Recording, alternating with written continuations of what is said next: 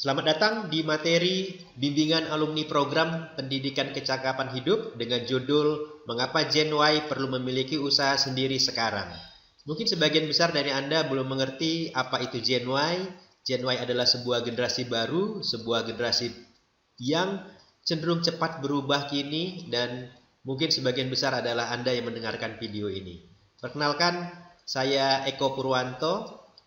Saya adalah pendiri dari Web Media Training Center sejak tahun 2002 hingga sekarang.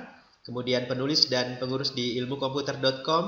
Kemudian founders dari videobelajar.com, sebuah portal video untuk komputer bagi pemula. Juga saya pernah bekerja di sebuah BUMN, PT Persero Pelabuhan Indonesia 1, sejak tahun 1999 hingga tahun 2002. Saya juga telah menyelesaikan pendidikan S2 Ilmu Komputer di UPI YPTK Padang, dan S1 di STTH Harapan Medan, dan alumni dari D3 Ilmu Komputer USU. Untuk mengkontak saya bisa menghubungi di epurwanto@webmediacenter.com ataupun melalui Yahoo Messengers di epurwanto_id@yahoo.com. Juga saya mendapatkan sebuah penghargaan dari Microsoft, namanya MVP Office System. Adalah sebuah penghargaan dari Microsoft Corporation sejak tahun 2010 hingga 2014. Baik, karena materi kita adalah memiliki usaha sendiri, mungkin teman-teman bisa melihat gambar apakah yang ada di hadapan Anda ini. Mungkin sebagian besar akan bilang ini adalah kodok, tapi teman-teman bisa melihat nggak di dalam gambar ini terdapat sebuah gambar kepala kuda? Coba perhatikan dengan seksama. Bisa dapat untuk gambar kepala kuda? Baik, kalau mungkin sebagian sudah mendapat atau sebagian yang lain belum mengetahui di mana sisi dari kepala kuda dari gambar ini, teman-teman perlu merubah arah, merubah cara pandang.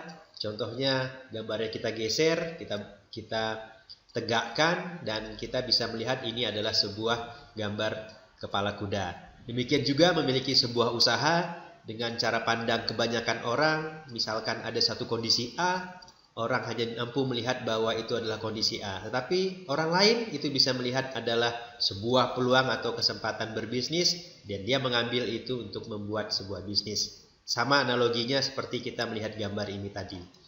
Baik, mengapa kita harus buka usaha atau mengapa kita harus entrepreneur? Suatu bangsa akan maju apabila jumlah entrepreneurnya paling sedikitnya 2% dari jumlah penduduk. Tahun 2007, jumlah wirausaha di Singapura totalnya 7,2%, di Amerika Serikat 2,14%, di Indonesia sendiri jumlah penduduk kurang dari 220 juta orang tahun 2007 yang lalu, dan jumlah entrepreneurnya sekitar 400.000 orang. Artinya baru 0,18%, yang seharusnya kalau mau menjadi negara maju, kita harus memiliki total 4.400.000 orang yang memiliki usaha sendiri. Ada sebuah buku yang bagus sekali dari Profesor Renal Kasali dalam bukunya Cracking Zone. Beliau menyebutkan bahwa di tahun 2010, pertumbuhan ekonomi dipicu oleh 4 pilar pertumbuhan ekonomi Indonesia. Yang pertama adalah pendapatan per kapita yang menyentuh angka $3.000. Artinya sekitar 30 juta per tahun setiap penduduk Indonesia mendapatkan pendapatan ini di setiap rumah tangganya. Kemudian jumlah ponsel yang mendekati populasi, dan 50%-nya dapat mengakses jaringan sosial. Kalau kita perhatikan, kita punya handphone, dan handphone kita bisa menggunakan internet, bisa menggunakan Facebook, email, dan lain-lain. Kemudian menguatnya gejala premium dalam bisnis. Kalau kita perhatikan sekarang, kecenderungannya orang-orang pada kalau membeli sesuatu, dia membeli suatu brandnya atau bermerek. Kalau beli sepatu yang bermerek. Kalau beli baju yang memiliki brand tertentu. Juga yang keempat adalah munculnya Gen Y atau Gen Z, Gen Change, yang cepat berubah karena terhubung satu dengan yang lain. Anak-anak kita sekarang cepat sekali berubah moodnya karena mungkin dia membaca status temannya dari sosial media dan lain-lain. Ini adalah 4 pilar pertumbuhan ekonomi Indonesia yang tentu saja keempatnya ini memunculkan sebuah perilaku konsumen, perilaku bisnis yang cepat sekali berubah, yang tentu saja volume pasarnya makin besar. Nah, untuk memenangkan menjadi usaha kita menang di dalam bagian perkembangan ini, kita butuh sebuah inovasi. Demikian dari Profesor Renal Kasali menyampaikan di dalam bukunya. Baik, kalau kita perhatikan tren jumlah penduduk Indonesia dari tahun 1930 yang jumlahnya 60 juta, kemudian di tahun 2011 totalnya sudah 242 juta. Terjadi ledakan penduduk yang sangat besar. Mungkin buat adik-adik yang kelahiran tahun 80-an, kita lihat jumlahnya 146 juta, kemudian di tahun 2011 totalnya sudah 242 juta, 100 juta lebih terjadi ledakan dalam 30 tahun terakhir. Kemudian kita mengenal sebuah yang namanya bonus demografi. Bonus demografi adalah bonus atau peluang yang dimiliki satu negara sebagai akibat dari besarnya proporsi penduduk produktif. Rentang usia kira-kira 15-64 tahun dalam sebuah evolusi kependudukan yang dialaminya. Nah, kita perhatikan contohnya seperti ini. Di tahun 1971 Indonesia total penduduknya 118 juta. Kita perhatikan ini. Kita perhatikan. Kemudian di tahun 2010 ada 237 juta. Nah, kita perhatikan rentang di bagian pinggangnya ini yang sebelah sini sangat ramping sekali. Di tahun 2010 ini kita lihat pinggangnya juga sangat besar. Artinya terdapat potensi baby boom juga ini di zaman-zaman ini. Kita perhatikan komposisi laki-laki dan perempuan juga mengalami hal yang sama. Nah, kita lihat di 2010 bagaimana piramida penduduk Indonesia. Kita perhatikan yang lansia sangat sedikit, 7,89%, dan jumlah penduduk yang dewasa itu mencapai 52%. Kalau penduduk kita 250 juta, artinya 125 juta adalah orang-orang dewasa. Nah, kita perhatikan akan dampaknya dalam tahun-tahun mendatang. Di tahun 2015 kondisi ini juga tidak mengalami perubahan. Kita perhatikan ini pinggangnya daerah sini, ini juga cukup melebar. Di tahun 2020 juga makin melebar ya, meninggi. Di 2025 juga melakukan hal yang sama ini. Sampai 2030 sekalipun pinggangnya malah makin lama makin besar. Artinya jumlah orang dewasa dan anak-anak itu mengalami peningkatan yang cukup signifikan.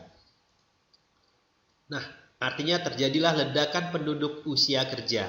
Nah, kita perhatikan ini angka usia kerja bertumbuh sangat tinggi sekali. Grafik untuk anak-anak stabil, cenderung menurun di tahun-tahun 2030, 2040, 2050. Lansianya juga akan makin meningkat nantinya. Artinya kemungkinan saja orang menikah tetapi di usia-usia ini mereka tidak memiliki banyak anak. Tapi kita perhatikan di tahun-tahun sekarang, di 2013, 2014 ini nanti, ini kita sedang juga mengalami penonjakan cukup tinggi di usia kerja. Nah, bagaimana dengan negara lain? Negara-negara maju seperti Eropa itu sudah melewati masa-masa keemasan bonus demografi. Mereka mendapatkannya sejak tahun 1950 sampai tahun 2000. Cina kini sudah menjadi negara maju tentu saja dan sudah mulai menikmatinya sejak tahun 1990 sampai 2015. India hampir sama dengan Indonesia mendapatkan bonus demografi sejak tahun 2010.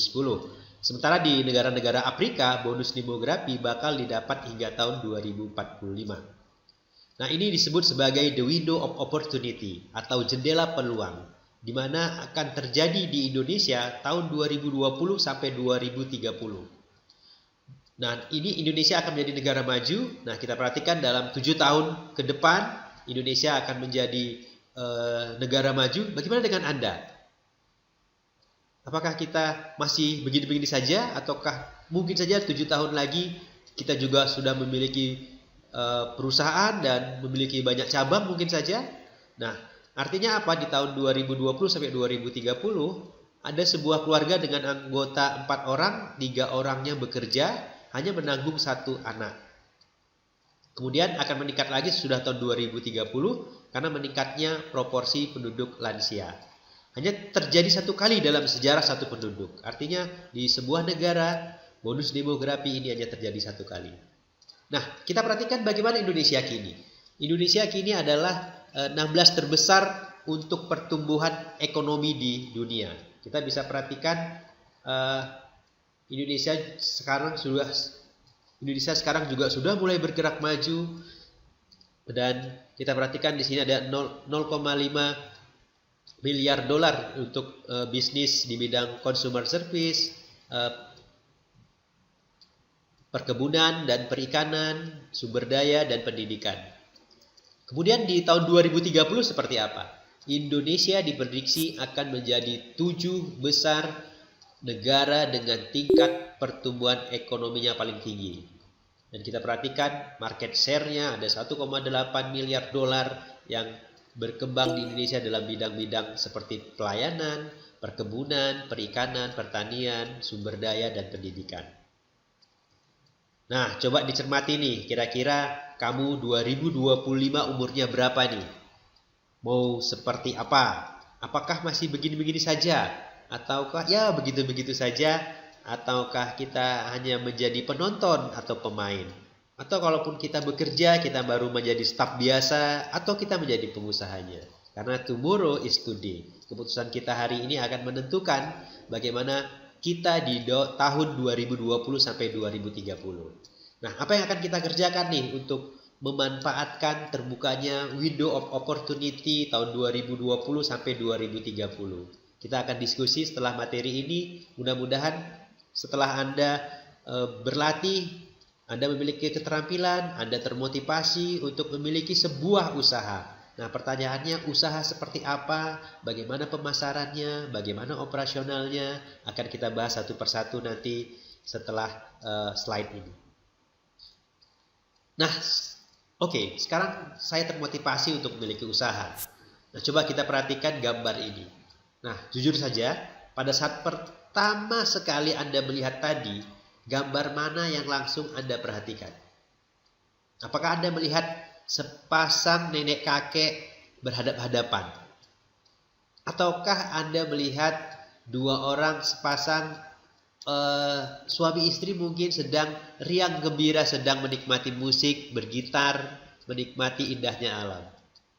Nah, apa maksud dari dua gambar ini? Artinya pikiran kita terdiri dari positif dan negatif. Nah, mungkin saja kita saat ini sedang galau, dan yang pertama sekali yang kita lihat pasti adalah gambar nenek dan kakek yang sudah tua, sudah menunggu waktunya.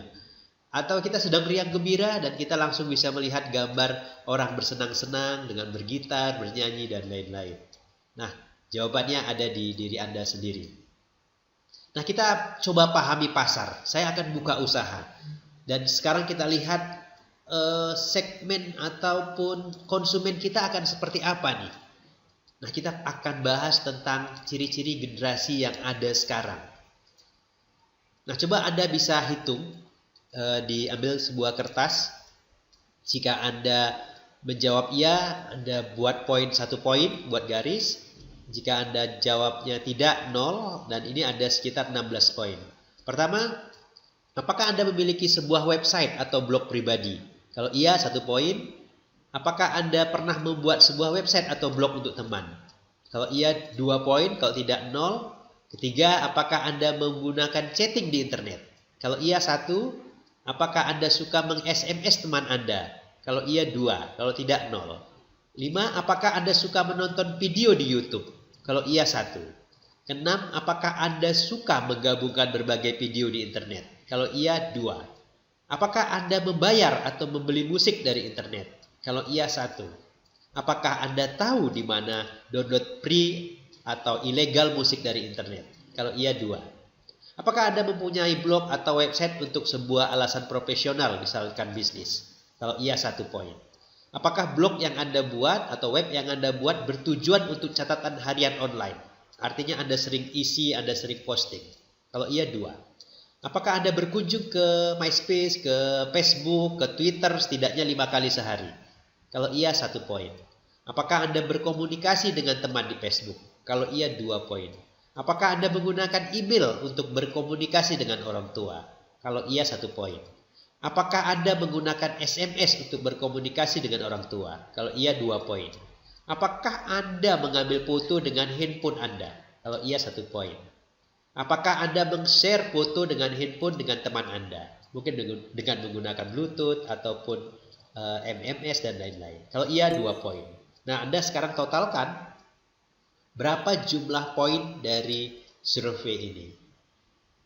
Ini artinya, kalau nilai Anda 0 sampai 6 poin, Anda disebut sebagai baby boomer. Zaman dimana setelah perang orang-orang tua kita memproduksi banyak anak. Artinya sekitar satu keluarga itu bisa 10, 11, 12, 13 gitu. Karena perlu banyak anak untuk memproduksi lahan yang sangat luas. Kalau nilai Anda 6 sampai 12 poin, Anda bisa disebut sebagai Generation X, Gen X. Kalau nilai Anda di atas 12, Anda bisa disebut sebagai Gen Y. Nah, maksudnya apa? Ini bisa kita lihat generasi yang ada, veteran, boomers, Gen X, Gen Y. Dan biasanya ini terwakili dengan tahun kelahiran. Ada untuk Gen X tahun 61 sampai tahun 80, Gen Y tahun 81 sampai tahun 2000. Ini adalah sifat-sifat mereka. Nah, nanti akan kita bahas di slide selanjutnya. Bagaimana mereka sekarang berhubungan dengan kita untuk anak-anak yang Gen Y? Kalau kita perhatikan di sini, kalau pertanyaan saya, kita mau buka usaha sekarang, pasar mana yang kita targetkan? Apakah paling banyak di umuran 61 sampai 80 atau di umuran 81 sampai 2000? Mungkin sebagian besar target pasarnya adalah bagian ini. Kecuali kalau bisnisnya seperti menyediakan pakaian bayi, mungkin nanti ada di gen yang satu lagi tahun 2000 ke atas yang namanya generasi platinum.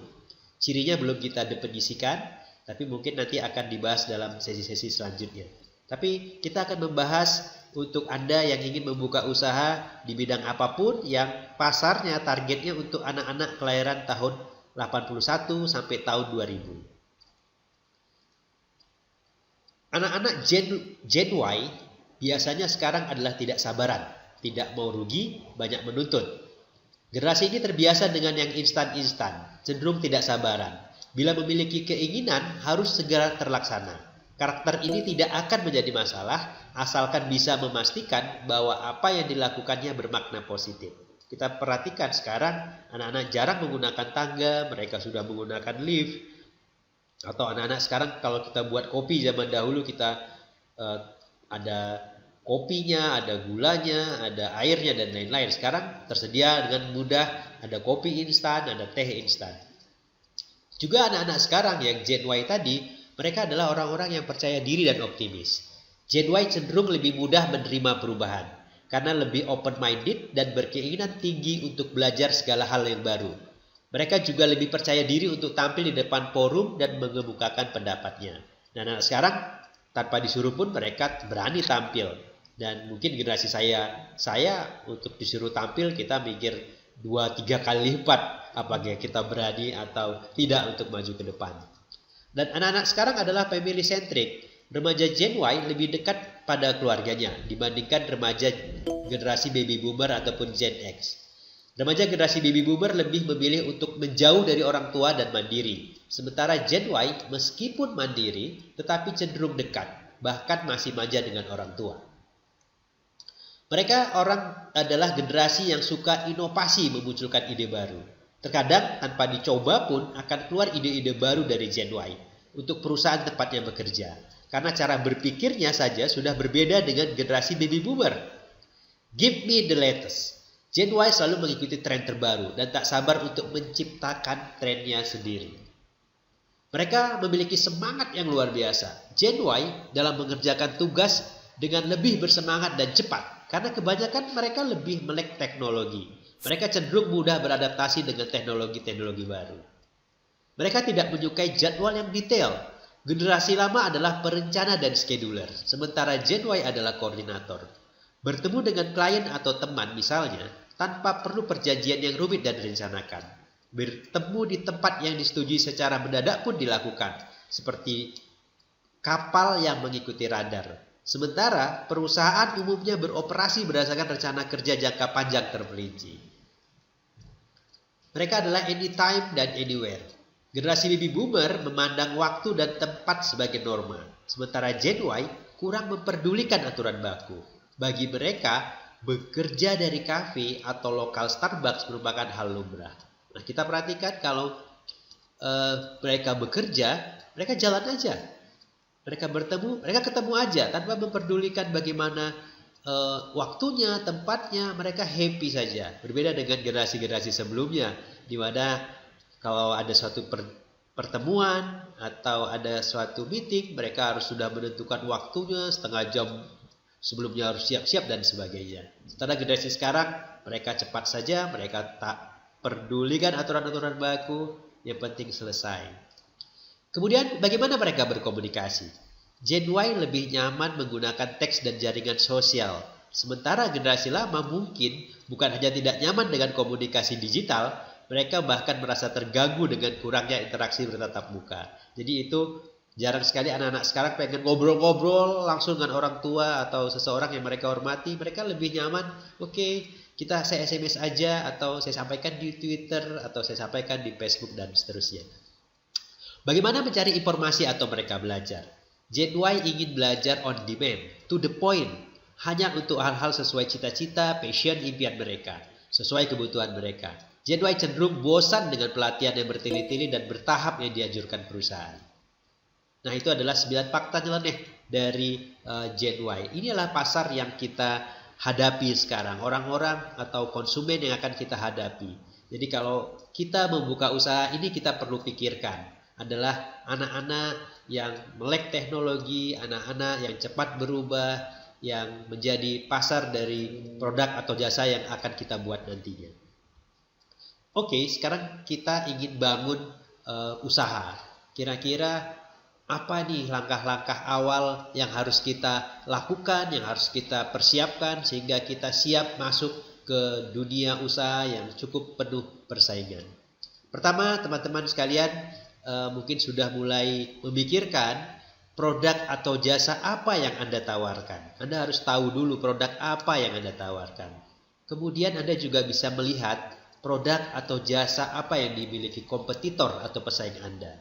Kemudian apa yang membuat usaha Anda berbeda dari mereka. Jadi Anda harus bisa mulai pikirkan seperti sebuah strategi yang akan dibangun. Contoh misalkan usaha menjahit. Anda akan fokus kemana nih? Misalkan untuk menjahit pakaian seragam. Di sekitar lokasi Anda, apakah ada pesaing yang melakukan hal yang sama? Kemudian Anda pikirkan, apa ya yang membuat jahitan saya, usaha saya ini berbeda sama yang pesaing? Ketemu nggak itu? Temukan dulu itu sehingga nanti strateginya akan lebih mudah kita bangun dan kita bisa menang dalam persaingan.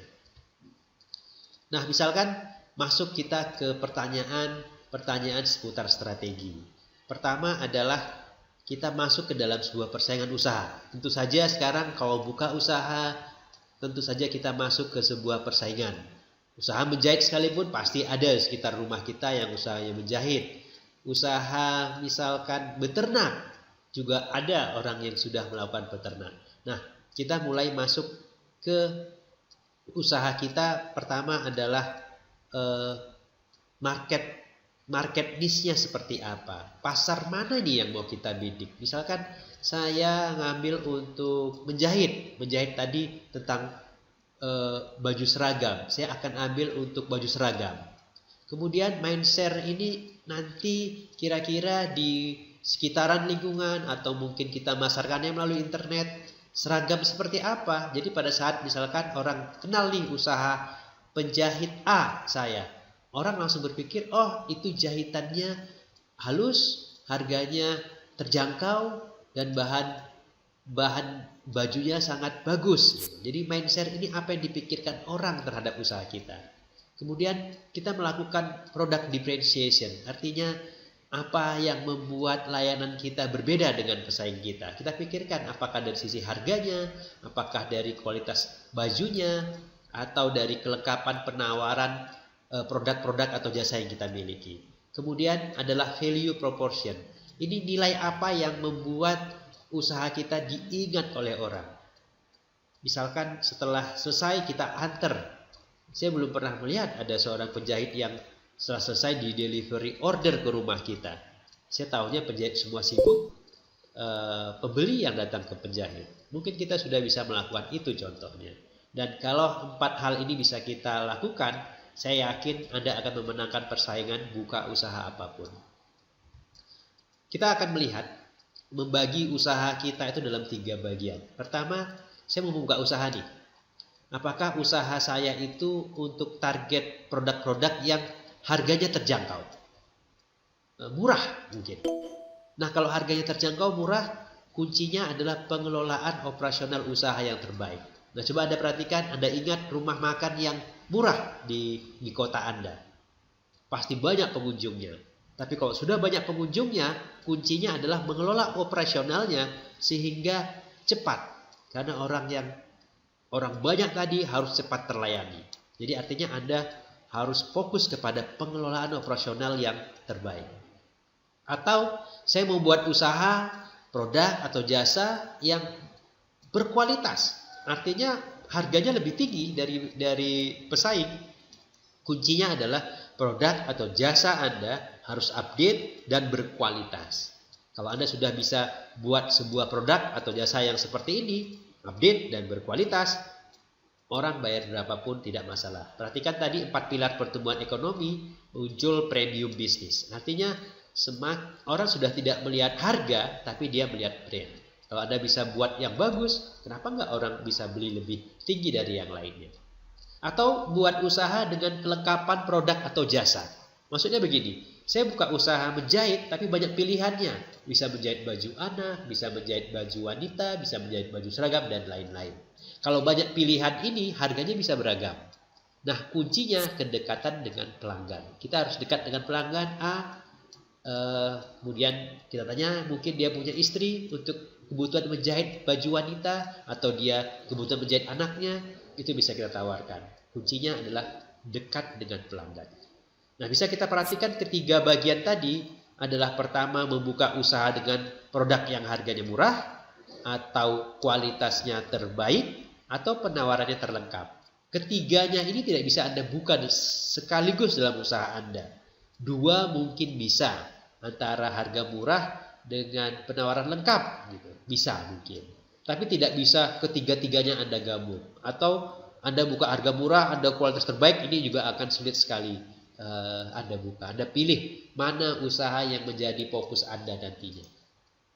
Setiap pilihan dari ini dan ini akan memiliki strategi marketing yang berbeda dalam memasarkan usaha Anda. Nah, sebelum menyusun strategi pemasaran, Anda harus tahu dulu jasa apa yang seharusnya kita produksi, produk apa yang kita buat, kemudian apa visi kita.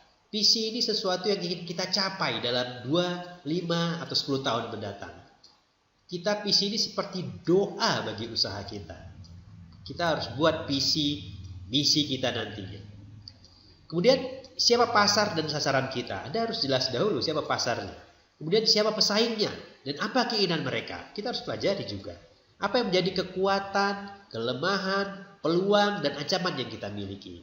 Analisanya kita buat secara sesederhana mungkin. Kemudian dalam menyusun sebuah strategi pemasaran dari usaha yang nantinya mungkin akan Anda bangun, ada 3 hal. Pertama adalah pemetaan pasar. Semacam seperti mensegmentasi nih, pasar mana yang mau kita ambil. Kemudian kita targeting. Kemudian kita positioning. Penjelasannya seperti ini. Contoh, misalkan kita di kota Medan, Bijai atau tebing tinggi, kita sudah tahu lokasi kita, kemudian kita segmentasi tempatnya, kita berada di mana, kemudian segmentasinya juga bisa berdasarkan pendidikan dan profesi. Ini saya ambil sebuah contoh lembaga kursus, misalkan ada pendidikan TK, ada SD, SMP, SMA, SMK, kuliah, pekerja, guru, dan lain-lain.